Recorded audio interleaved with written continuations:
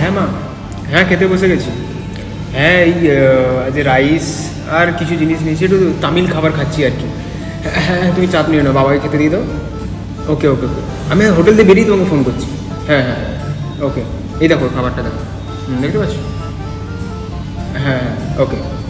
হ্যাঁ হ্যাঁ হ্যাঁ, আইসক্রিম নিয়ে নিয়েছি, চাপ নিয়ে খেয়েও নিয়েছি। জানো তো রাতে একটু আইসক্রিম খেতে হয় বাইরে বেরোলে আমাকে।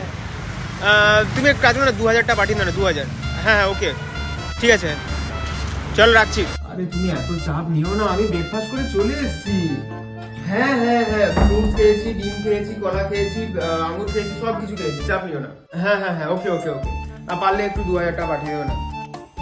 জানো তো বেড়াতে এসেছি। হ্যাঁ পাঠিয়ে দাও। তুমি এত কথা বলা বন্ধ করে তো, রোগা হয়ে যাচ্ছি বিকজ অফ এখন পড়ার খুব চাপ, তো কলেজের টেনশন বুঝতে পারছি তো, হোস্টেল লাইফে থাকি, খাওয়া দাওয়া ঠিক করে হয় না। তুমি এক কাজ করো না, 1000 টাকা পাঠিয়ে দাও না।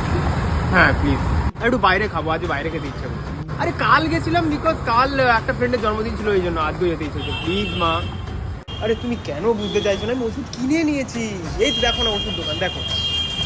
আরে চাপ নেই, একদম জ্বর টর কিছু নেই, একটু সর্দি ছিল বাস। হ্যাঁ হ্যাঁ হ্যাঁ, বাবাকে বলে টেনশন করতে না, পারলে একটু 1000টা পাঠিয়ে দাও তো।